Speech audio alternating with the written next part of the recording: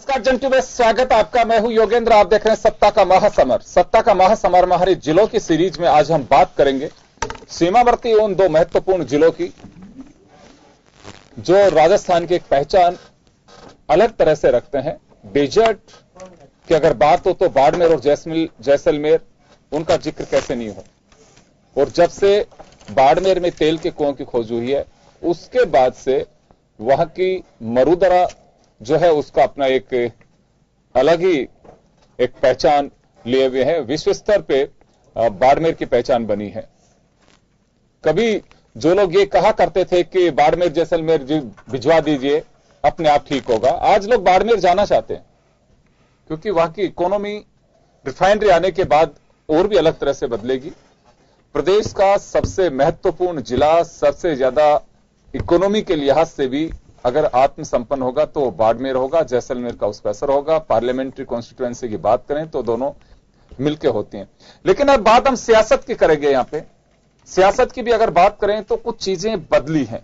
जैसे विधानसभा चुनाव नजदीक आया, घटनाक्रम बदले हैं। क्या घटनाक्रम बदले हैं हम चर्चा में करेंगे। लेकिन फिलहाल हम आपको दिखाएंगे 2013 के समीकरण, क्या जातीय समीकरण है और खास मुद्दे क्या है बाड़मेर के। बाड़मेर क्षेत्रफल के लिहाज से राजस्थान का दूसरा बड़ा जिला है। बाड़मेर अपने स्थापत्य के साथ देश के सबसे बड़े तेल और कोयला उत्पादक क्षेत्रों में से एक है। इस शहर की स्थापना बहार राव ने 13वीं शताब्दी में की थी। उन्हीं के नाम से इस जगह का नाम बाड़मेर पड़ा, यानी बार का पहाड़ी किला। तेल के अथाह भंडार मिलने के बाद से इसे मिनी दुबई भी कहा जाने लगा। जिले में 7 विधानसभा सीट है। आइए सबसे पहले जानते हैं कि 2013 विधानसभा चुनाव में बाड़मेर की 7 विधानसभा सीटों के क्या परिणाम रहे।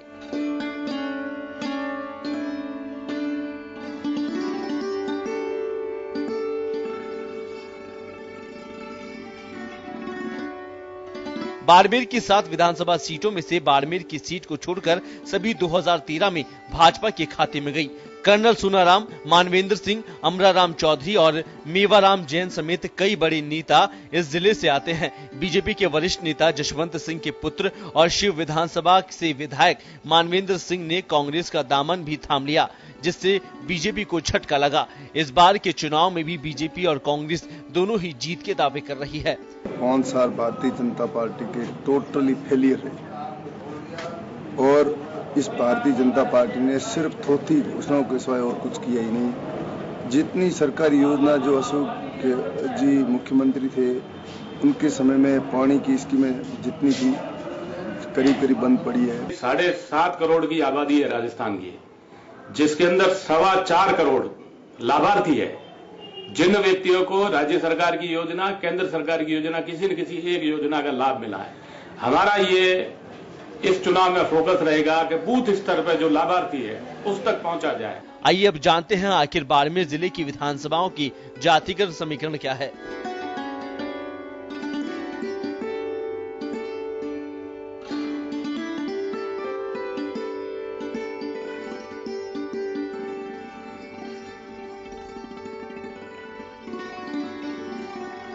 आइए अब जानते हैं बाड़मेर जिले के प्रमुख चुनावी मुद्दे क्या है और जनता इनको लेकर क्या कुछ कहती है। गरीब दुखी है, दलित दुखी है, किसान दुखी है।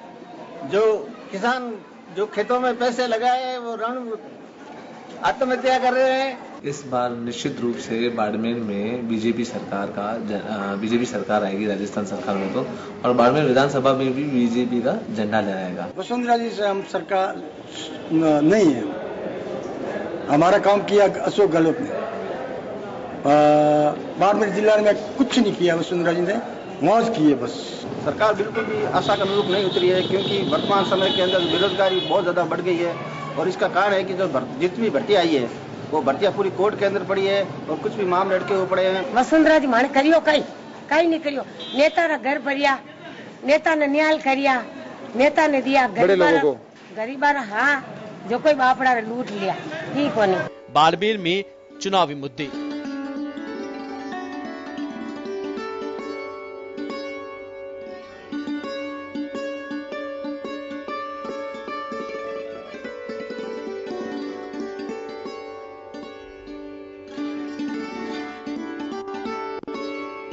ब्यूरो रिपोर्ट, जन टीवी न्यूज।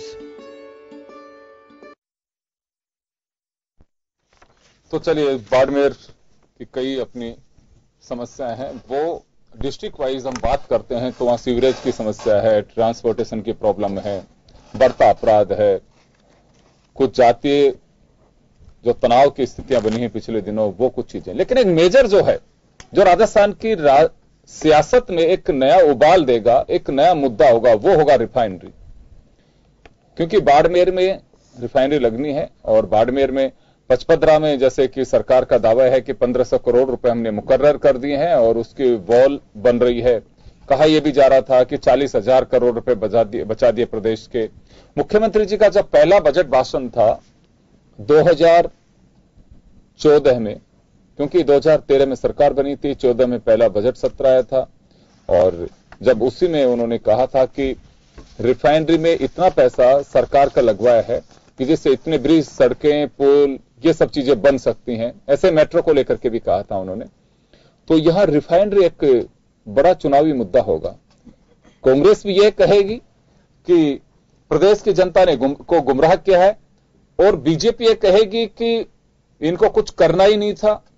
एमओयू आनंद फानन में किया गया, सोनिया गांधी से शिलान्यास करवा दिया गया क्योंकि कुछ दिन बाद ही आचार संहिता लग गई थी। दोनों तरफ से यह सियासी मुद्दा होगा।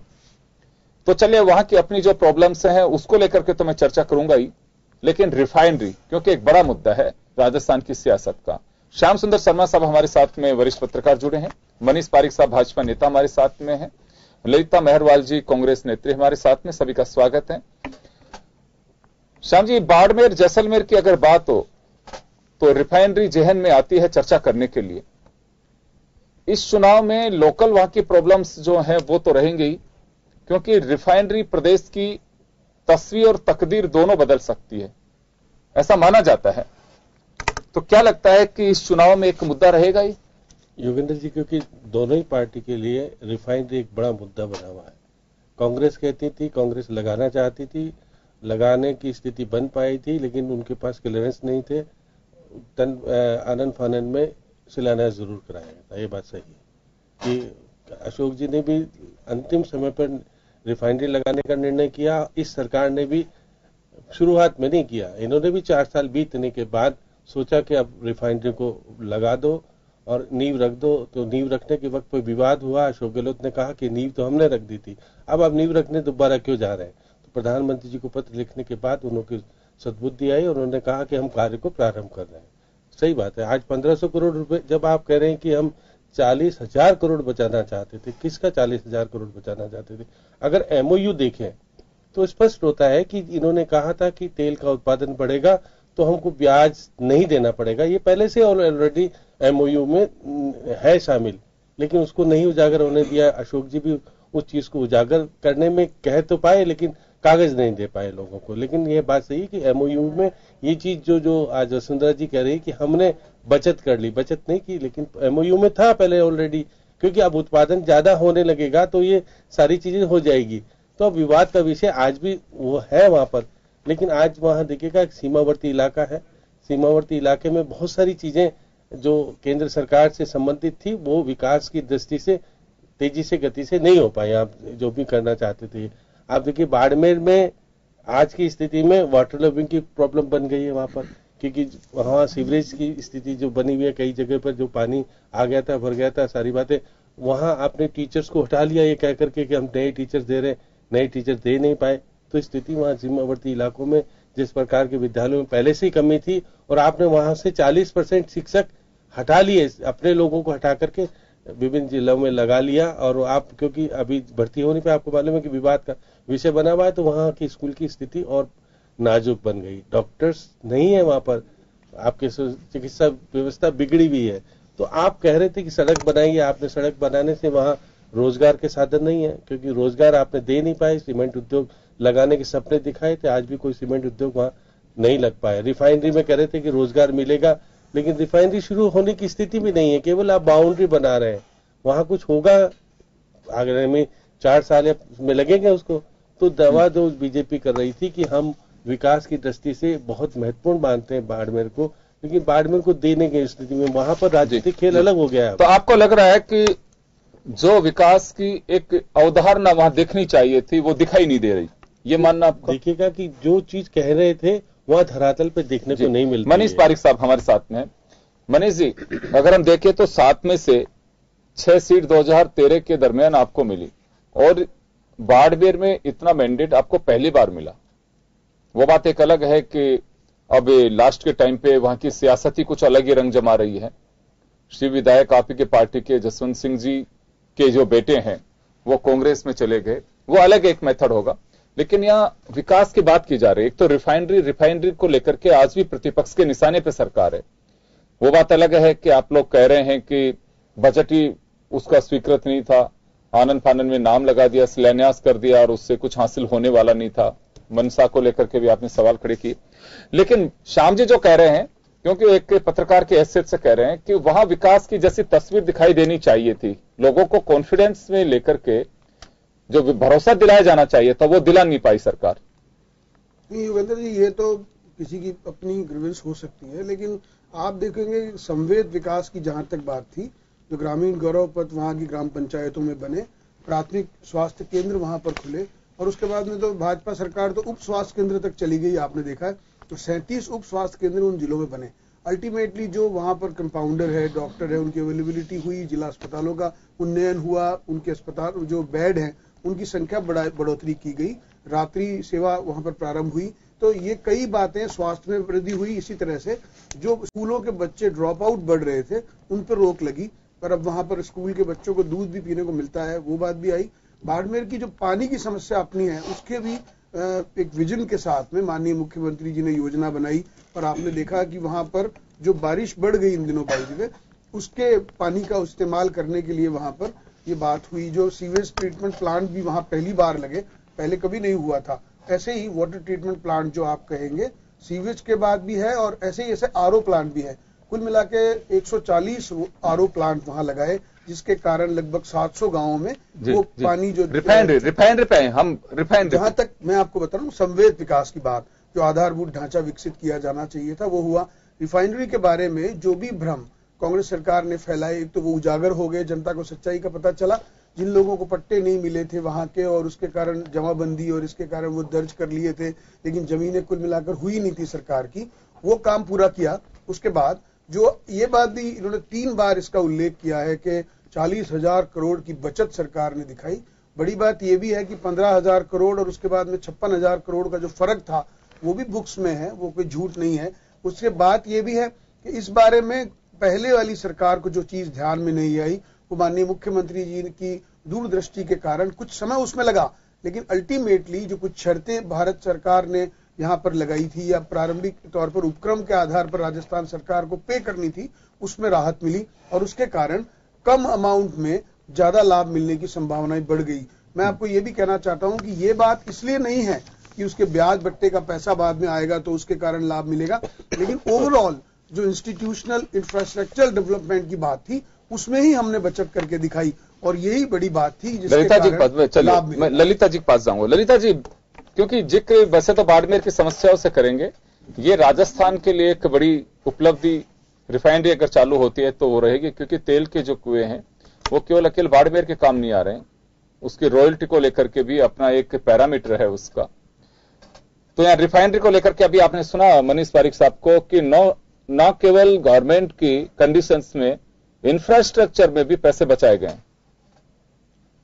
देखिए, रिफाइनरी माननीय गहलोत साहब ने वहां पर जो उसका शुभारंभ किया, सब कुछ किया, वो इसलिए किया था कि रिफाइनरी के बाड़मेर में, जैसलमेर में अगर समय पे अगर चालू कर दी जाती उसको तो काफी युवाओं को रोजगार मिलता और इंफ्रास्ट्रक्चर में भी काफी परिवर्तन होता और काफी डेवलपमेंट होता। लेकिन ये दुर्भाग्य रहा है कि जब शिलान्यास होने के बाद में उसका शुभारंभ भी 4 साल बाद में, जब इनकी गवर्नमेंट जाने वाली है, उसके बाद में इन्होंने शिलान्यास करवाने का मतलब राजनीतिक रिफाइनरी को एक हथियार बना के राजनीतिक फायदा बड़ा उठाने की कोशिश की गई है। और ये जो इन्होंने किया है वो आज राजस्थान की जनता देख रही है। उनको पता था कि अगर ये जैसे ही सत्ता में आए थे और रिफाइनरी अगर चालू होती, ये 43,000 करोड़ का ये बजट था और इसमें 3500 युवाओं को रोजगार मिलना था और उसके अलावा पेट्रोकेमिकल इंडस्ट्री से भी 5000 लोगों को रोजगार मिलना था। अब इतना बड़ा अगर रोजगार वहां के जो लोकल लोगों को मिलता और तो आप ये सोचिए कि कितना बड़ा फायदा होता और वहां तेल निकाल के जो बाहर व्यापार होता। तो ये सब इन्होंने मतलब नजरअंदाज किया है। वो तो पूरी राजस्थान की जनता जानती है और सभी जानते हैं कि इसको केवल जिस तरीके से इन्होंने शिलान्यास जो हो चुका था उसको दोबारा किया, इसका फायदा उठाने के लिए, राजनीतिक फायदा उठाने के लिए। तो ये तो सबके सामने जग जाहिर है कि राजस्थान, बाड़मेर और पूरे राजस्थान को एक तरह से इन्होंने बहुत पीछे कर दिया, 10 साल 15 साल पीछे कर दिया। रिफाइनरी चालू होती तो निसंदेह राजस्थान आज। लेकिन इनका ये कहना है कि आप लोगों ने शिलान्यास करवाया, उसका ना बजट तय किया, ना वहां पे लैंड क्लियरेंस हुआ और आप लोगों ने बस आनंद फानंद में, क्योंकि चुनाव सामने दिख रहे थे, कि शिलान्यास करवा दिया। नहीं, ऐसा कुछ भी नहीं है। ये तो कुछ भी कह सकते हैं। देखिए, इनके कहने का तो मतलब राजस्थान की जनता देख चुकी है 5 साल में इन्होंने क्या क्या कहा, क्या क्या किया है। मैनिफेस्टो में कितने बड़े बड़े वादे करके आए हैं, इन्होंने कितने वादे पूरे किए हैं। वो कहने का तो कुछ भी हो सकता है। बाकी प्रोजेक्ट ये 43,000 करोड़ का ये प्रोजेक्ट था और पूरा क्लियर था। अगर थोड़ा टाइम गवर्नमेंट को और मिलता, गहलोत साहब को, तो आज राजस्थान का नक्शा कुछ और ही होता। अगर 5 साल और मिलते तो ये निसंदेह राजस्थान अपनी एक बहुत अच्छा मुकाम हासिल करता है। यानी कि विश्व के पटल पर मैं ये मानती हूँ कि काफी अच्छा विकास करता है। लेकिन ये दुर्भाग्य रहा कि दोबारा गवर्नमेंट कांग्रेस की नहीं आ पाई, बीजेपी की गवर्नमेंट आई और उन्होंने इसका केवल मात्र रिफाइनरी का राजनीतिक फायदा उठाने के लिए ही उसका बिल्कुल लास्ट में प्रधानमंत्री मोदी साहब को बुलाकर और शिलान्यास करवाने की कोशिश की। वो तो कांग्रेस ने विरोध किया, इसलिए उन्होंने कार्य शुरुआत करने का उसको टाइटल चेंज करके और उसको शुरुआत की। मतलब इन्होंने जो कांग्रेस के समय में जो कार्य हुए उनका शिलान्यास ही किया है, कि इसके अलावा कोई विकास कार्य इनके द्वारा नहीं किया गया। श्याम जी, आपके पास आना चाहूंगा। बाड़मेर की सियासत की अगर हम बात करें तो देखिए, 7 में से 6 सीट 2013 के इलेक्शन में भाजपा की झोली में चली गई। एक अभी शिव से कांग्रेस में चले गए जो मानवेंद्र सिंह है। मानवेंद्र सिंह के जाने से और पिछले लोकसभा चुनाव में कर्नल के इधर सोनाराम के बीजेपी में आने से वहां की अगर सियासत की बात करें तो कुछ असर देखते हैं, क्योंकि देखिए इंटरनल डिफरेंसेस कर्नल सोनाराम को लेकर के बीजेपी में भी रहे। देखिए योगेंद्र जी, अब वहां का माहौल बिल्कुल परिवर्तित हो गया है। आज मानवेंद्र कांग्रेस का समर्थन कर रहे हैं, जो कि बीजेपी के शीर्ष विधायक थे। अब देखिएगा, आप जो सांसद कांग्रेस के जमाने में विधायक हुआ करते थे, पहले सांसद भी थे, कर्नल सोनाराम खुद कैंडिडेट बनकर के बाड़मेर में खड़े हो गए। अब उनकी खिलाफत जिला प्रमुख से शुरू कर दिए। प्रियंका कह रही है कि मैं जिला प्रमुख का पद छोड़ती हूँ और मैं उनके खिलाफ यूआईटी चेयरमैन अभी। यूआईटी चेयरमैन, जिला प्रमुख यूआईटी चेयरमैन, अच्छा है नहीं, जिला प्रमुख का भी मैंने देखा था, प्रियंका चौधरी। तो यूआईटी चेयरमैन भी होने, अब वो पद छोड़ रही है। तो ऐसी स्थिति में वहां का माहौल ही अलग तरह का बन रहा है कि आपके देखिए कैलाश चौधरी थे, वो कहते थे कि जलदाय विभाग के सेक्रेटरी, आपको मालूम हो कि संदीप थे, उनके खिलाफ उन्होंने बिगुल बजाया था, उनको वहां से हटाना पड़ा था कि भ्रष्टाचार हो रहा है, हमारे पाइपलाइन नहीं डली। तो इनके खुद के विधायक भी जिस तरह की स्थिति बनती थी, अब वहीं जाकर के आप पूर्व सांसद हरीश चौधरी खड़े हो गए उनके खिलाफ, नामांकन भर दिया। हालांकि डिक्लेयर होना बाकी, डिक्लेयर हो जाएगा अगर वो, तो क्योंकि आपके चुनाव में घोषणा पत्र समिति के अध्यक्ष है, बड़े पद पर रहे हैं, तो और अशोक गहलोत से कुछ न कुछ मिला होगा, इसलिए उन्होंने नामांकन भरा है। तो कुछ न कुछ बिना डिक्लेयर होने के बाद भी पहले भर दिया, तो इसका मतलब तो है कि वो कुछ न कुछ है अंदर से। अब देखिएगा, गुड्डा बनाली से हेमाराम चौधरी जो पुराने जो प्रतिपक्ष के नेता हुआ करते थे, वो खड़े हैं। तो वहां पर राजनीति बहुत अलग आपके पुराने। फिर देखिएगा एक और वहां से कहा कि आप जो होते थे, अब देखिए तरुण काका क्या कहते थे, हाँ, कि हमारे पाकिस्तानी विस्थापित हैं, उनको नागरिकता नहीं मिल रही। आज एक बड़ी बात है देखिए सियासत में कि काका एमएलए भी बने वहां से। उन्होंने बाकायदा विधानसभा में कई बार मामला भी उठाया। उन्होंने कहा कि जो जमीनें हैं उनके पट्टे नहीं मिल पा रहे और वहां पर पानी किसानों को नहीं मिल पा रहा। तो बहुत सारी चीजें हैं। चौठन वाला इलाका मैंने भी देखा है कि सीमावर्ती इलाका है, अलग तरह की समस्या है, वहां तक सरकार पहुंचने में बड़ी विचित्र स्थिति रखती है। तो आप देखिएगा मानवेंद्र शिव, अब अमीन खां वहां पे लड़ते हैं, अब वहां पर कौन लड़ेगा ये अलग बात हो जाएगी अभी, क्योंकि डिक्लेयर नहीं हुआ उधर से।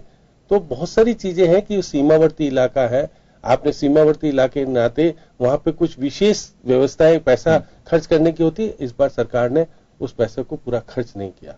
वहां पर स्पेशल रूप से आपको वो स्कूलों में सेकेंडरी स्कूल देनी होती है, बाकायदा अलग अलग चीजें होती है, वो आप जो सीमावर्ती इलाकों का जो पैसा खर्च होता है वो नहीं कर पाए। आप कह भी नहीं पाए कि माला योजना जो चली थी उसके क्षेत्र में जिस प्रकार की गवर्नमेंट ऑफ इंडिया नहीं कर पाए, क्योंकि आपसी तालमेल की कमी थी।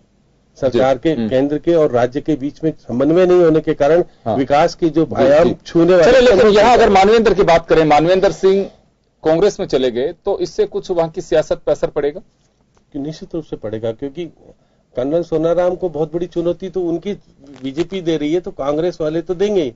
तो कर्नल सोनाराम को जीतना एक बहुत अलग होगा, क्योंकि वहाँ कुछ मुस्लिम कम्युनिटी के भी क्षेत्र में अलग पड़ता है, आपकी जाट कम्युनिटी अलग पड़ती है, मेघवाल कम्युनिटी अलग पड़ती है, तो कुछ अलग अलग चीजें हैं। बाड़मेर का अलग सिनेरियो बनेगा। लेकिन इस बार बीजेपी को जिस प्रकार से चुनौती दे रही थी, बीजेपी 6 ले गई थी, इस बार उनको 4 भी मिलना बहुत मुश्किल होगा, क्योंकि बाड़मेर में जिस प्रकार के लीडर्स कांग्रेस के सक्रिय हो गए और उन दावेदारी होगी अलग तरह की। जी, क्योंकि हरीश मतलब बीजेपी के कितने सक्रिय होंगे, मनीष पारिक जी बताएंगे इस बात को। मनीष जी, श्री विधायक मानवेंद्र सिंह के कांग्रेस में जाने से बीजेपी को एक बड़ा झटका बाड़मेर में मैं देख रहा हूं, और आपकी लिस्ट आई चुकी है। कर्नल सोनाराम का बाड़मेर से उताराम, बाकी चारों जो हैं कैंडिडेट उनको रिपीट कर रहे हैं आप।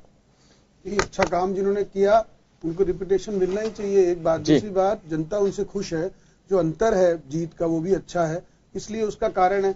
बड़ी बात ये भी है कि जो शिव से विधायक हैं, अगर वो ये इस तरह से लगते हैं पूरा खाना खाने के बाद कहते हैं खाना अच्छा नहीं था और निकल लेते हैं, तो ये जनता समझ सकती है किस प्रवृत्ति के आदमी है। बड़ी बात ये भी है कि जब बीजेपी सरकार में ज्यादा काम नहीं हो पाए उनसे, उन्होंने लगा कि मेरे यहाँ पर नहीं हो पाया, वो दिल्ली में रहते थे, तो लोगों उनकी अपेक्षाएं बहुत ज्यादा थी लोगों की, तो उनसे नाराज हुए लोग। तो उन्होंने ये आरोप लगाया कि मेरे काम नहीं हुए इसलिए मैं जा रहा हूँ छोड़ के, या मान लो पार्टी बीजेपी अच्छी नहीं है। तो ये तो सही बात है, जाने वाला तो यही बोलेगा, परंतु अल्टीमेट बात यह है कि जनता जो समझती है कि ऐसे काम जो कभी नहीं हुए थे वो वहां पर चालू हुए, सुरक्षा की गतिविधियां बढ़ गई, सेना के लोगों को ज्यादा वहां पर सुविधाएं मिली। जो डेजर्ट एरिया जोन की फाइलें थी जिनके तहत आप वहां तो सड़क बन नहीं सकती, निर्माण नहीं हो सकता, जैसलमेर बाड़मेर में बड़ी समस्या थी वो डीआरपी वाली, उसको भी रिमूव करने का आश्वासन हो गया। और अनेक जगह पर खाताबंदी जो जमीनों की नहीं हुई थी इसके कारण के वो उनके अपने खेत हैं, लेकिन चूंकि वो सरकारी उसमें डेजर्ट एरिया में आते हैं, उसमें वो नहीं हुआ था, जो जिसको रिजर्व एरिया कहते हैं, वो भी बीजेपी की सरकार ने दिक्कत दूर करी लोगों की। उसके कारण 64,000 राज्य मंत्री खुद थे वहां अमराराम जी, वो विधानसभा में जिस प्रकार से बात कर रहे थे कि वो बेबस है, सरकार के जो काम करवाने में स्थिति नहीं आ रही है, वो कानून है। अरे तो आपकी केंद्र सरकार आपकी, मैंने आपको कहा राज्य सरकार आपकी, आप फिर भी नहीं करा पाए, वो कह रहे थे पार्टी ने इतने दिन नहीं किया। अरे आप तो दोनों सरकारें होने के बाद मैंने आपको कहा एक बात रेवेन्यू मिनिस्टर आपके, आप जिस तरह से रिजर्व फोर्स जो कह रहे हैं वो बेबस थे कि हम करा नहीं पाए। मैं ही तो बोला हूँ ये पहली बार, आपने तो उठाया ही नहीं। मैंने कहा मैं रेवेन्यू मिनिस्टर की बात 64,000 लोगों ने उस 64,000 लोगों को लाभ मिला। तो माननीय वसुंधरा जी की इस घोषणा के बाद उनको लाभ मिला है कि अब वहां पे सड़क भी बन सकती है, बिजली की लाइट लग सकती है और पानी की लाइन बिछ सकती है। ये बात, तीनों बातें जो मूलभूत सुविधाओं में आती है वो पहली बार जैसलमेर बाड़मेर के लोगों को मिली है, उससे भी लोग खुश हुए हैं, आपने देखा। दूसरी बात, ये कांग्रेस पार्टी आरोप लगाती थी कि राजपूतों में असंतोष है, लेकिन वहां जितने लोग थे, वहां बीजेपी के जितने विधायक हैं, चाहे आप छोटू सिंह बात करेंगे, चाहे आप शैतान सिंह बात करेंगे, चाहे आप जो भी हमारे वहां के नेता थे, उनके ग्राफ में इजाफा हुआ। अभी 11,000 12,000 लोगों की रैली शैतान सिंह ने पोखरण एरिया में निकाली। उस समय लोग अचंबा कर रहे थे कि बीजेपी को इतना समर्थन कैसे मिला। रामदेवरा के विकास के लिए विशेष योजना लेकर आई माननीय वसुंधरा। मैं एक बार रोकना चाहूंगा, एक छोटे से ब्रेक के लिए रुकेंगे, ब्रेक के बाद वापस लौटेंगे कुछ देर के लिए बाड़मेर पर, उसके बाद हम बात करेंगे जैसलमेर पर।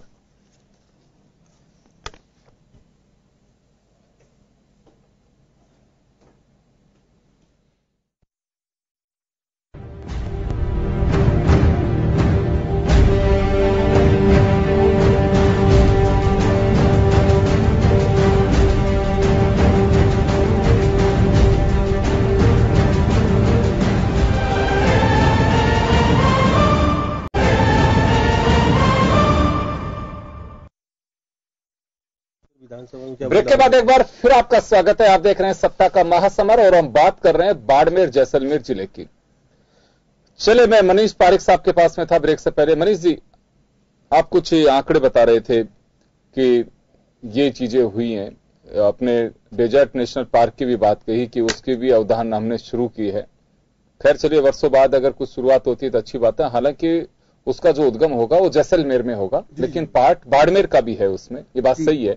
लेकिन दूसरी ओर देखिए, एक आपकी पार्टी के ही एक्स एमएलए और बड़ा एक उनका अपना एक रुतबा है, देवी सिंह भाटी ने बाड़मेर, जैसलमेर, बीकानेर गोचर भूमि को लेकर आपको ध्यान होगा एक बड़ा आंदोलन खड़ा किया था और ये विधानसभा में भी मामला आया था। राजस्व मंत्री बाड़मेर के रहने वाले हैं, बड़े लेकिन एक नर्वस और लाचार नजर आते थे इस तरह के सवालों के जवाब देने में, या जमीनों की कोई बात होती थी तो बस ऐसे बोलते थे कि प्रशासन ने मुझे उपलब्ध यही कराया है। तो मुझे लगता है कि ये विधायिका के लिए भी उचित नहीं है कि मंत्री इतना लाचार और टोटली ब्यूरोक्रेसी पे अगर डिपेंड हो जाए, तो मुझे लगता है कि धरातली ज्ञान का बड़ा अभाव रहा उसमें।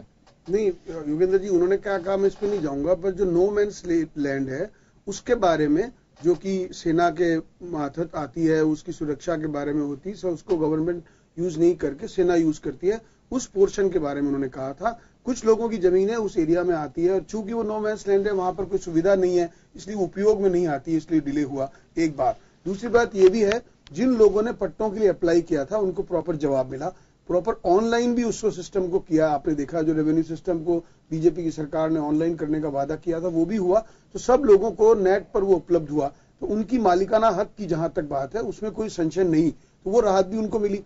बड़ी बात ये आई कि जो वहां पर मूलभूत सुविधाओं का विकास होना चाहिए, सड़क बननी चाहिए थी, जो पानी की लाइन बिछनी चाहिए थी, वो प्रॉपरली वहां पर वायबल नहीं थी, इसलिए नहीं हुआ। वो बात पहले भी रिपोर्ट में आई है, इस बारे में 3 कमीशन बैठाए गए थे, तब भी ये बात आई थी कि डिजर्ट लैंड का इस्तेमाल करने की बात किसानों के लिए और रहने के लिए किस तरह से किया जा सकता है।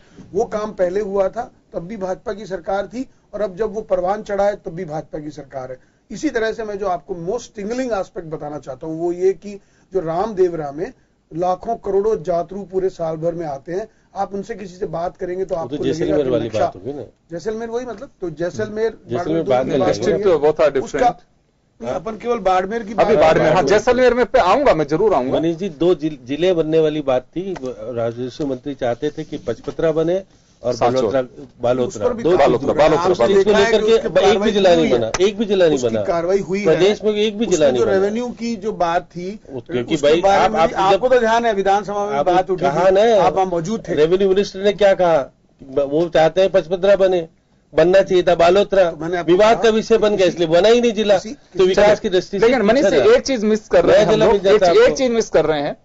देखिए, नर्मदा के पानी की आने की बात थी कि बाड़मेर में वहां तक पानी पहुंचेगा और पीने का पानी का दोनों ही। देखिए, पानी को लेकर के मैं एक चीज बड़ी रोचक है यहाँ पे, पेयजल वाली बात। बीजेपी ने तो कहा कि हम गुजरात से नर्मदा का पानी बाड़मेर तक पहुंचाएंगे, मैनिफेस्टो में भी है। और कांग्रेस ने स्लाइड के जरिए हिमालय का पानी पहुंचा दिया वहां पे। सोनिया गांधी जी, मनमोहन सिंह जी आए थे। पानी की स्थिति यही है कि अभी पानी नहीं, आप राजस्थान वाटर लॉगिंग है, लेकिन पीने के पानी को आई है, उसको बाड़मेर तक एक्सपांड करने की जो योजना है वो भी भाजपा सरकार ने प्रारंभ की है। सर मैं सहमत हूं, लेकिन 5 साल है, लेकिन योजनाएं 5 साल की बनानी चाहिए। मैनिफेस्टो में आपके मैनिफेस्टो में भी है। देखिए, जैसलमेर में तो ये वाला पानी नहीं जा रहा है, जैसलमेर में तो आपके राजस्थान नहर का जो पानी है वो वहां पे आता है, लेकिन इसीलिए चूंकि बाड़मेर तक उसकी वायबिलिटी उसमें बड़ी दिक्कत है मनीष जी, वो टेल तक पानी नहीं पहुंच पा रहा है। मैंने आपको कहा क्योंकि वो पानी चोरी हो जाता है बीच में, सीपेज की एक बड़ी समस्या है, हो सकती है। लेकिन बीजेपी ने उसको एक्सपांड किया और 73 किलोमीटर उसमें जोड़ा। एक बात तो ये हुई। दूसरी बात ये हुई, जो नर्मदा की बात आपने की, जालोर सिरोही पर भी जो गुजरात से पानी आया वो भी भारतीय जनता पार्टी की मुख्यमंत्री माननीय वसुंधरा राजे जी के कार्यकाल में वो भी नहीं कर पाए पूरा। मैंने आपको कहा नहीं, लेकिन एक बार हुआ, यहाँ तक तो आया ही नहीं पानी। उसकी बात जो है उसको एक्सपांशन करने की चलिए मैं अभी एक बार बजट की बात ललित नहीं आया था कांग्रेस के, तो अब ललिता जी से जवाब ले लूं एक बार, क्योंकि मुझे जैसलमेर पे जाना पड़ेगा। जैसलमेर पे जाना पड़ेगा ललिता जी से। ललिता जी, पीने के पानी की बड़ी समस्या है वहां पे। रेलवे को जोड़ने की बात थी, दक्षिण को बाड़मेर से वो नहीं जुड़ पाया।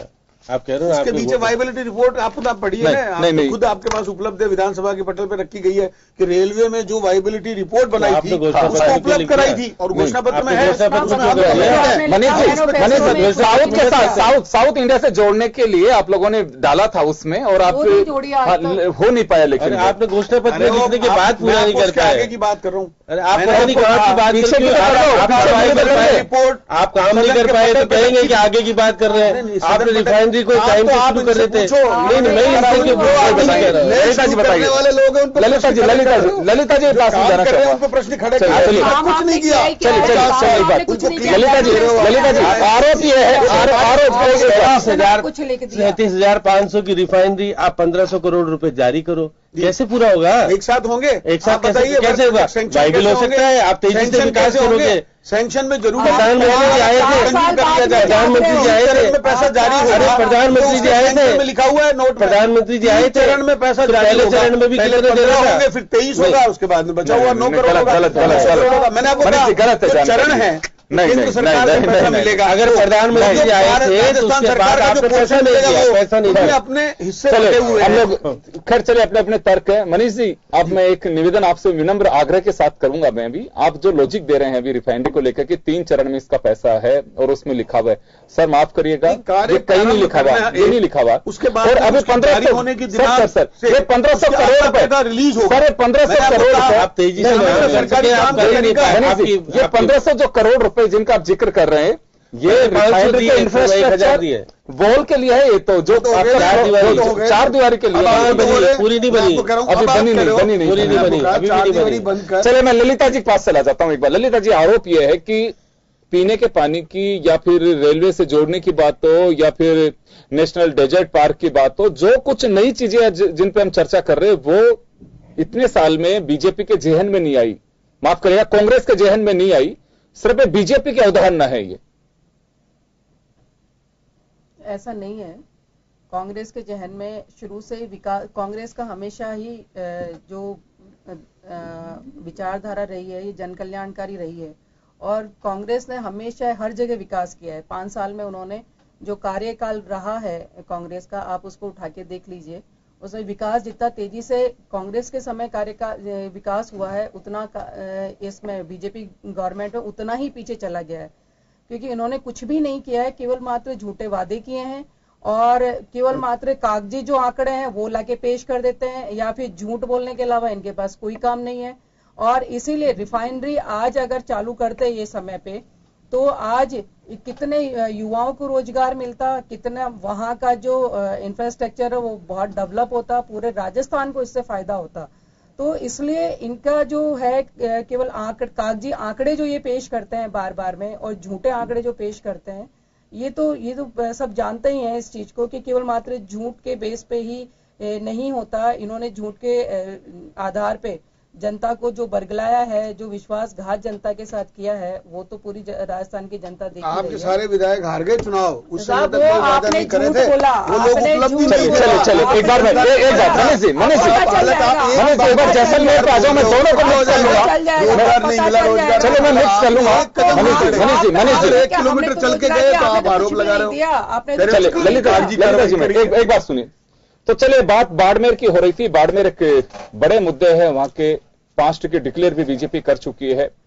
काफी रोचक मुकाबला बाड़मेर में होगा, वहां की अपनी समस्याएं हैं, वो मुबाएं खड़ी हैं, ये किसी से छिपी नहीं है। बात चले जैसलमेर की करिए। जैसलमेर के काफी बड़ा महत्व, जैसलमेर अगर बात करें तो सामरिक महत्व भी उनका अपना है, डेजर्ट के लिहाज से भी काफी महत्व, टूरिज्म के लिहाज से भी महत्वपूर्ण है, काफी महत्व है उसके। 2 सीटें बेशक वो वहां दोनों बीजेपी के खाते में है। और देखिए एक बार वहां 2013 के समीकरण क्या रहे हैं, क्या जातियां हैं वहां पे और किस तरह के मुद्दे हैं वहां, एक बार हम आपको दिखाएंगे, फिर लौटेंगे वापस पैनल पे। जैसलमेर पश्चिमी राजस्थान का महत्वपूर्ण जिला है। विश्व में इसकी पहचान स्वर्ण नगरी के नाम से है।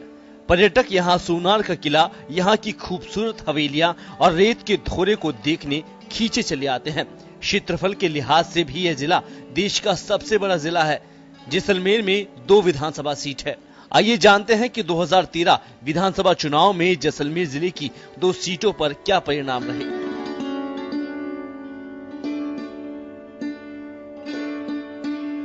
जैसलमेर जिले में 2008 से पहले एक ही विधानसभा सीट थी, लेकिन 2008 में परिसीमन के बाद पोकरण को विधानसभा क्षेत्र बनाया गया। 2008 के विधानसभा चुनाव में एक सीट कांग्रेस को मिली और एक बीजेपी को। वहीं 2013 में दोनों सीटों पर मोदी लहर में बीजेपी काबिज हुई। अब 2018 के चुनाव में दोनों ही दल जैसलमेर जिले में जीत के दावे कर रहे हैं।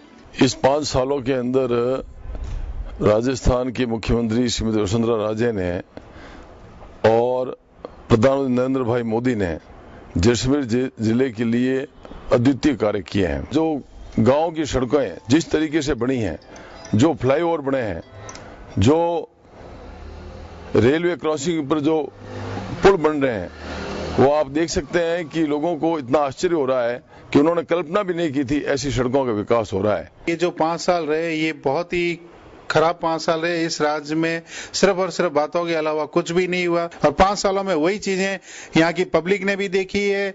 जनता ने ये चीजें देख के ही ये निर्णय किया है कि आगे इनके साथ में नहीं रहना है। आइए अब जानते हैं जैसलमेर जिले की 2 विधानसभाओं के जातीय समीकरण क्या है।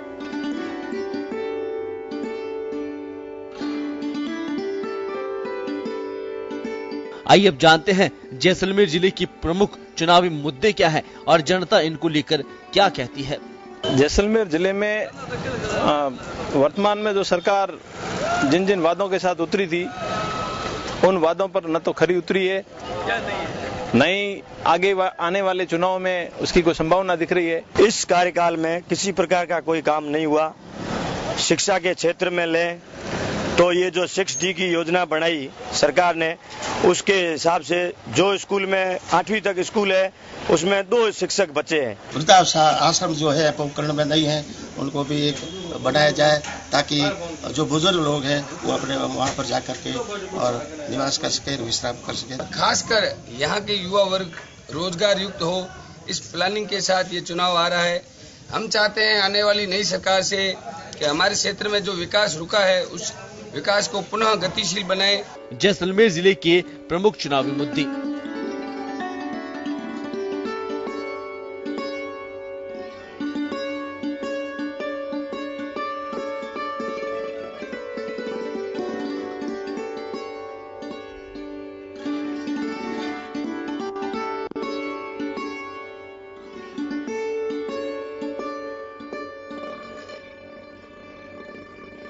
ब्यूरो रिपोर्ट, जन टीवी न्यूज।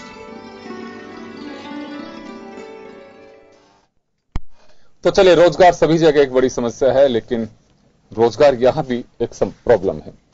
वैसे जैसलमेर को जिस तरह से टूरिज्म सेक्टर में काफी बढ़ाया जा सकता था, डेजर्ट वहां के एक शान कह सकते हैं और डेजर्ट एक कमाई का जरिया है। पर्टिकुलर जैसे लोग बर्फ देखने के लिए अगर कहीं पे जाते हैं देश में, तो यहाँ डेजर्ट देखने भी आते हैं। डेजर्ट का अपना एक एंजॉय है, उसको एंजॉय लोग करते भी हैं, टूरिस्ट आते भी हैं और उन्हें इंतजार भी होता है डेजर्ट सफारी का। वहां रेत के जो दोहरे हैं, वहां का अपना एक कल्चर है, टेंट्स में रुक करके और जो एंजॉय वहां करते हैं। आसपास का तन्नोट माता का मंदिर है, कुछ ऐसी चीजें हैं जिन्हें डेवलप किया जा सकता था। हमारा एक मुद्दा होगा, अपनी स्क्रीन पे तो सारा कुछ देखा ही है कि वहां की क्या क्या प्रॉब्लम्स है, लेकिन बड़ी प्रॉब्लम यह भी है कि आप टूरिज्म को डेवलप नहीं कर पाए। जिप्सम वहां काफी है, सीमेंट फैक्ट्री वहां डेवलप हो सकती हैं, लेकिन सब चीजें आ क्यों नहीं पाई, ये एक बड़ी बात है। वह हैंडीक्राफ्ट चल सकता है, तो लोग अपने तरीके से अपने रोजगार के अवसर तो कर रहे हैं, लेकिन गवर्नमेंट्स का क्या इम्पैक्ट रहा वहां पे, ये एक बड़ी बात होगी। साथ ही मेरा छोटा सा सवाल है, पता नहीं मनीष जी और ललिता जी कितने उस चीज को जान पाते होंगे, लेकिन मैं श्याम जी से जरूर एक बार सवाल कर पाऊंगा।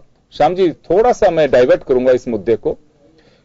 आज की अगर राजनीति देखें, कोई वक्त था कि जब गाजी फकीर का नाम हो और नाम ना आए बीच में और जैसलमेर का चुनाव पूरा हो, क्या गाजी फकीर आज भी वहां प्रासंगिक है, या कहें कि गाजी फकीर उसी तरह से वहां अपना दबदबा रखते हैं? देखिए कि ये बात सही है कि उस जमाने में अशोक गहलोत का शासन था तो विधानसभा में जमकर के इस बात को लेकर के हल्ला हुआ था और सारी बातें हुई थी, क्योंकि उन्हीं के लोग जिला प्रमुख बनते आए थे, तो ये सारी चीजें रही है। लेकिन अब क्योंकि सीमावर्ती इलाकों में जिस प्रकार का माहौल, इस सरकार ने बीएसएफ को जिस प्रकार से तेज तर्राट करके उसको विकसित करने का प्रयास किया, उससे थोड़ी स्थिति तो बनी है। लेकिन आज भी वहाँ जो सीमावर्ती इलाका है वो सिंधी मुस्लिम जो है, जो आज भी वो तो बुरा तरीके से, क्योंकि वही है कि आपको जसवंत सिंह जी जो जिस प्रकार से जो मुद्दा उठाते थे और अब उनके बेटे किस प्रकार से क्या होंगे तो वो वाले अलग है। लेकिन बीजेपी के लिए वही है कि आज राष्ट्रीय स्मारक प्रधानमंत्री ने घोषित किया, कितने दिन बाद किया, लेकिन वो बनने की स्थिति कब बनेगी, क्या होगा, क्योंकि उन्होंने कहा कि अटल बिहारी वाजपेयी ने जब परमाणु विस्फोट करा करके इस जो विधानसभा बाद में बनी है ना 2008 में बन पाई थी, उसको अंतर्राष्ट्रीय स्तर पर पहचान होती है, लेकिन वहां जाकर के देखा जाए तो वो वहां कुछ भी नहीं देखने को मिलता। वहां लोग रिसर्च करने आते हैं, अब रिसर्च करने के लिए आप वहां जो मटेरियल उपलब्ध होना चाहिए, स्मारक होना चाहिए और संग्रहालय जिस प्रकार के स्थापित होना चाहिए, आपने घोषणा की लेकिन बजट अभी तक देने की स्थिति नहीं बन पाई। आप कह रहे हैं इस बात अलग है, लेकिन आप जैसलमेर को पर्यटक दृष्टि से विकसित किया जा सकता था। मुख्यमंत्री जल स्वावलंबन के तहत आपने पानी का संग्रहण करने वाली बातें तो कही थी। अब मुख्यमंत्री जी एक बार कह रही थी कि वहां रिजल्ट लोग ढूंढते रह जाएंगे, रिजल्ट को संभाल के रखना, कुछ रिजल्ट भी रखना, तो अलग बातें होती हैं, वो बात सही बात है। लेकिन वहां की स्थिति में फिर आप कीजिएगा कि आपने पर्यटन को जिस प्रकार से सोनार किला की दो जर्जर स्थिति हो रही है, जिस प्रकार से उसका संभाल होना चाहिए, वो यूनेस्को के अंदर करके उसको किया तो है, लेकिन जिस प्रकार से होना चाहिए नहीं करो, क्योंकि आप जैसलमेर जाएंगे तो 3 किलोमीटर का जैसलमेर है, आप उसको बहुत अच्छी तरह से रख रखाव में आपकी जो 5 पांडव हवेलियां जो है उसको भी आप संरक्षित करने में सफल नहीं हो पाए, क्योंकि आप पैसा नहीं दे पा रहे हैं, आप उसको सरकारीकरण करके उसका विकास कर रहे हैं, इसलिए उसका विकास और जो वहाँ के पर्यटन वाले जो बढ़ावा देते हैं, जो वहाँ पर जिस प्रकार से लोग प्रशिक्षित लोग रखे जाने चाहिए कहते तो है, लेकिन आज तक कर नहीं पाए, वहां के लोगों को रोजगार देने की विकसित करने की बात कर पाए नहीं कर पाए। चलिए मैं लौटूंगा आपके पास में। देखिए जैसलमेर अपने आप में, जैसे मैंने गाजी फकीर का जिक्र किया, गाजी फकीर अब बेशक काफी बुजुर्ग हो चुके हैं, वो हिस्ट्री सीट भी रही उनकी, उनका एक अलग इंपोर्टेंस इलेक्शन में भैरव सिंह शेखावत और अशोक गहलोत दोनों ने जो बॉर्डर पॉलिटिक्स को देखा बहुत नजदीक से, तो गाजी फकीर हमेशा इस बात को लेकर के रहा कि वहां फतवा क्या होगा। लास्ट मोमेंट तक जैसलमेर और बाड़मेर का जो सीमावर्ती क्षेत्र है जहां पे सिंधी मुस्लिम रहते हैं, वो धर्मगुरु के रूप में गाजी फकीर को मानते रहे और उनका फतवा काफी कारगर रहा। या फतवे की अगर कहीं बात आती थी, ये बात सही है कि उत्तर प्रदेश में यहाँ मुस्लिम बाहुल्य क्षेत्र है, वहां फतवे चलते थे, लेकिन राजस्थान में कहीं फतवे की बात आती थी तो जिक्र होता था कि इलेक्शन के दरमियान गाजी फकीर का फतवा, ये एक उनका अपने एक अंदाज था। खैर बात रोजगार की है, रोजगार जैसलमेर खुद क्रिएट कर सकता है, लेकिन सरकारों का संरक्षण उसको चाहिए।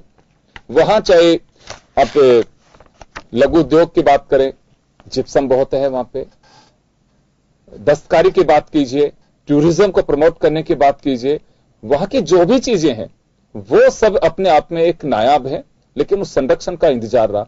मनीष पारिक साहब, आप 5 साल के कार्यकाल में चाहते तो बहुत कुछ कर सकते थे, लेकिन वहां के लोगों का कहना है कि रोजगार के अवसर जिस तरह से हम डेवलप कर सकते हैं अगर सरकार का संरक्षण मिलता।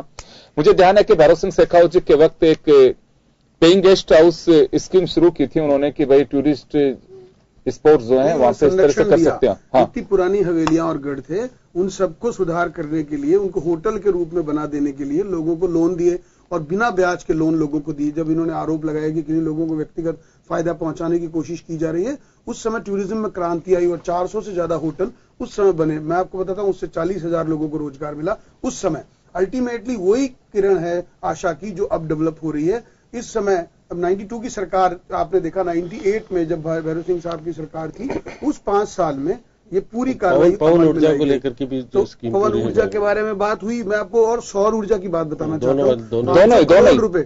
500 करोड़ रुपए जो सौर ऊर्जा के लिए बात की, वह पैनल लगाए गए हैं, जिस तरह से उसका इस्तेमाल हो रहा है कि सर्वाधिक उपयोगिता की जमीन वहां पर है, सौर ऊर्जा के लिए वहां पे जगह है, उसको भी इस्तेमाल बीजेपी सरकार ने किया। तो मैं आपको कह रहा हूं, हवेलियों को हेरिटेज होटल बनाने में, उसके बाद रोजगार उपलब्ध कराने में, अभी आपने देखा बीजेपी के जिलाध्यक्ष बता रहे थे कि सड़क की जिस कदर बनी है, फ्लाईओवर बन गए हैं, रेलवे पुल क्रॉसिंग बन गए हैं, यही तो वो इंफ्रास्ट्रक्चर है योगेंद्र जी, जिसके कारण टूरिज्म वहां जमीन बेचने वाले को आपने टिकट दे दिया। मैंने आपको कहा, लेकिन आप देखेंगे कांग्रेस पार्टी नहीं ऐसा नहीं बोला, सीमावर्ती इलाके वाले जमीन बेचने वाले को आपने टिकट दे दिया। वो गिना नहीं पाए, उन्होंने कहा जैसा आरोप ललिता जी लगा रही है हवाई के कागजों में कार्रवाई करी, ये कहने से कुछ नहीं होता, आपको बताना पड़ेगा कि 7 जगह, मैं नाम लेके बताता हूँ ना आपको, मैं आपको बता रहा हूँ ना, जैसे सड़क बनाई है 134 करोड़ रुपए की सड़क बनाई, मैंने कहा ना आपको, आप बताओ यहाँ नहीं बनी, आपको पता नहीं है, एक बात। दूसरी बात ये उनको भी नहीं पता है, एक आदमी ने कहा कि बहुत बुरे हाल है, क्या 2 ही टीचर बचे, मैं आपको कहना चाहता हूँ अगर आप 2 टीचर बताने की बात कर रहे हो तो वो बहुत बुरे हालात हो गए। अगर आप ये बता रहे हो कि सड़कें बनी नहीं तो आपको बताना पड़ेगा यहाँ सड़क नहीं बनी, आपको बताना पड़ेगा। आप जो कह रहे हो अब आपको लेकर बैठ जाओ, आप सीमावर्ती इलाके में आप किसकी शॉर्ट कर रहे हो, अरे आपने अनुमति दी है, आपने अनुमति दी है, प्रतिबंधित जिलों से कैसे हटा दिया, बताओ आप बताओ शिक्षा कैसे हटाई आपने, आप कैसे सड़क आप चाहते थे शिक्षा को हटा करके रजिस्ट्रेशन राजनीतिक फायदे के लिए हटाए, बात कर रहे हो 2 टीचर के लिए पूरे जैसलमेर जिले को कल्पित बना रहे हो, आप किस कदर बेईमान हो। अब उनके बच्चों का क्या होगा, उनके बच्चों का भविष्य खराब कर दिया आपने। जिलाध्यक्ष ने गिनती करी, ये किया ये किया ये किया, उन्होंने कहा कुछ नहीं किया, कागजों में किया, it is whether it is sufficient नहीं, लेकिन आपने प्रतिबंधित जिलों से शिक्षक को हटा करके शिक्षा को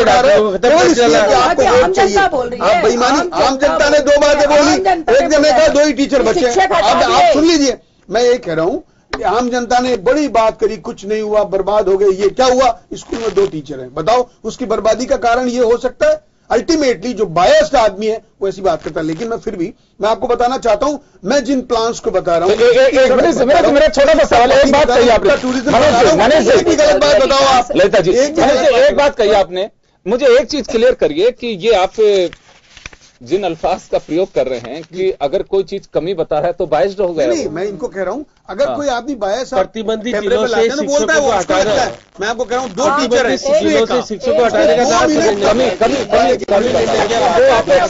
बढ़ गई है, आप कह सकते हो, लेकिन बायस राजनीतिक फायदे के लिए हटाया हो सकता है, कोई आदमी कहे कि स्कूल, अरे आपने राजनीतिक फायदे के लिए ये किया ना। मैं आपको कहना हूं घूघरी बांटना बढ़ गया, दूध पिलाना बढ़ गया, मैं कह रहा हूं आप रजिस्ट्रेशन बढ़ गया, आप कह रहे हो स्कूल घर बर्बाद हो गए, हाउ कैन पॉसिबल, आप झूठ कौन बोल रहा है, ये जनता को पता चल रही है, उन बच्चों को मालूम ही नहीं है शिक्षा कौन देगा। सरकार के टाइम बने, कांग्रेस के टाइम पे एक बार थोड़ा सा सुन लीजिए मनीष जी, थोड़ा समय कम है, ललिता जी को बोलने नहीं दीजिए, कुछ नहीं, तो फिर आपसे जवाब कितने किलोमीटर सड़क काम क्या है, राजनीतिक फायदे के लिए सर मनीष जी कितने हजार करोड़ लगा दिए जैसलमेर जिले में, प्रतिपक्ष में पार्टी जो होती है उसका काम 20,000 करोड़ लगावे आप ये बताइए, बोलिए वहाँ लगावे, ललिता जी को बोलने दीजिए, ललिता जी को बोलने दीजिए, बोलिए। बहुत जरूरी चीज है, वहाँ बीएसएफ के अपने जवान हैं, उनको पेयजल सुविधा, जो पानी की सुविधा, पीने के पानी की सुविधा भी नहीं है। एक मिनट मैं मेरी बात कर लूं, 184 वहाँ पे चौकियां हैं, वहाँ पे केवल 22 चौकियों पर इंदिरा गांधी नहर परियोजना का पानी उससे जोड़ा गया है और 12 चौकियों पर नीचे से पानी आता है, बाकी 150 चौकियों पर आज भी पानी की व्यवस्था नहीं है। बीएसएफ के जवान 50-60 किलोमीटर दूर जाकर पानी की व्यवस्था करते हैं और हर महीना 1 करोड़ रुपए उनको पेयजल के लिए खर्च करना पड़ता है। ये कितनी शर्म की बात है, बहुत शर्म की बात। आपको शर्म नहीं, शर्म तो आपको करनी चाहिए, सत्ता में आप है, हम नहीं है। आप सरस्वती देवी को ढूंढो, कुछ नहीं, आज सरस्वती देवी को ढूंढने की बात हो रही है। पार्टी ने क्या करा, आप कह रहे हो बीएसएफ में पानी नहीं है, कमाल है। मतलब आप मुझे ये बताइए, मैंने आपको कहा, हमने कहा इंदिरा गांधी नहर को 94 किलोमीटर बढ़ाया ना, हम कह रहे हैं ना, हम कह रहे हैं बढ़ाया, उनको वहां तक भी पानी आई। अकाल नहीं, जैसलमेर की प्रवृत्ति ऐसी है महोदया, जैसलमेर बाड़मेर में पानी नहीं है। आप चाह रहे हो कि बीजेपी की सरकार आ गई है तो समंदर ले आएगी, इस अपेक्षा को भी चलिए मैं माफी चाहूंगा, मैं रोकना चाहूंगा। देखिए बाड़मेर और जैसलमेर दोनों महत्वपूर्ण है, लेकिन बात जैसलमेर की जाए तो जैसलमेर में वाकई ही सरकारों को अगर थोड़ा संरक्षण मिलता है तो वहां के लोग स्वरोजगार अपना एक जनरेट कर सकते हैं, क्योंकि वहां टूरिज्म है, वहां दस्तकारी है, बहुत सारी चीजें हैं। उन्हें अगर जिप्सम वहां पे है, सौर ऊर्जा वहां हो सकती है, पवन ऊर्जा वहां हो सकती है, लेकिन अब किस तरह से वहां के लोगों को एम्प्लॉयड करने की बात है, वो सरकारों का एक अपना एक नजरिया होना चाहिए ताकि लोगों का एहसास हो सके। खैर चलिए, जिलों की सीरीज में आज बाड़मेर और जैसलमेर में बस इतना ही, दीजिए इजाजत, नमस्कार।